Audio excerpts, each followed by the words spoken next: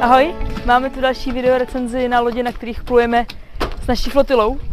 Tentokrát je to trošku speciální a trošku to bude jiný než normálně. Jsme totiž na Mazurských jezerech v Polsku, v Mikolajkách, je to tady mimochodem nádherný port. A máme Maxus 33. Lodě tady jsou specifický tím, že mají všechny velmi jednoduše sklápěcí stěžeň a všechny mají vytahovací ploutev, protože tady je hodně mělko, jsou tady všude mosty a my jako běžně 3x, 4x do dne sklápíme stěžeň. Tak se na to pojďme podívat.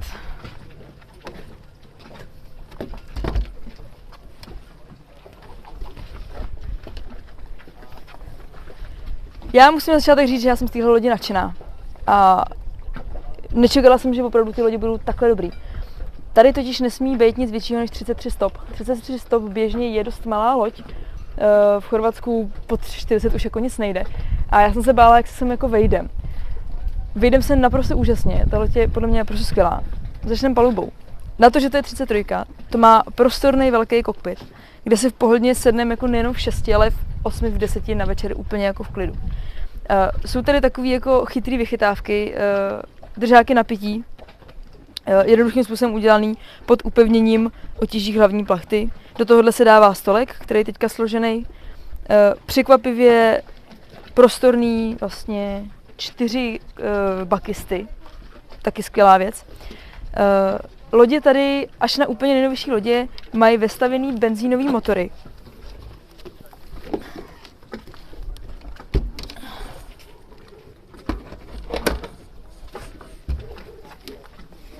Je to v podstatě díra do lodi, ve který je přívěšák. Je to trošku specifický, my jsme zvyklí na ty benzíny, my jsme zvyklí na ty dieselový, tohle je benzín, funguje to trošku jinak, ale v podstatě to jako funguje velmi dobře. Má to samozřejmě vytahovací ploutev, vzadu kormidlo, protože když stojíme vlastně přídí do písku na divoko, tak jsme opravdu úplně na mělké vodě. Když se podíváme dopředu, jestli můžeme,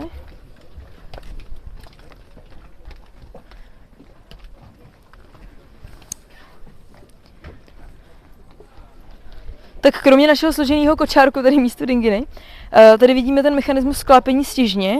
Je to takový kovový áčko takhle, který je přidělaný kloubama k palubě. Dole vlastně u předního stěhu je mechanismus kladek, který my z kokpitu spouštíme. Celý tady to se oddělá, tady to áčko se takhle narovná a složí se jako celý stěžeň. Celý stěžeň je upevněný, patka stěžně je pouze na taky jednom kloubu. Máme to složení během 4 minut. Je to naprosto úžasný způsob. Jinak, jak vidíte, tak na to, že to je 33, je tady spoustu prostoru na té palubě. Zároveň ta loď nevypadá, že by byla nějaká nafouklá, nevypadá, že by byla nějaká extra široká. Funguje to jako úplně v pohodě, já mám tady prostě jsem na 40. Z paluby si myslím, že to je všechno, můžeme dovnitř.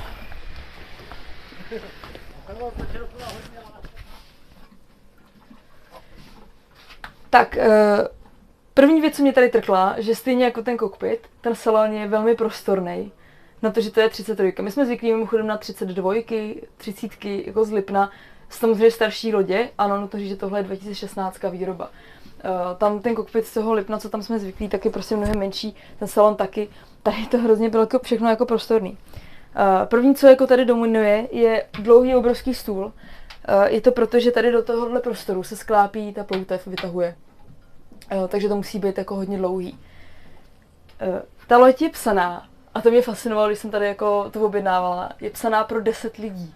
Tady se má vyspat 10 lidí. Jsou tady 3 kajuty, 2 záděvky, takže 1, 2, 3, 4, 5, 6 lidí.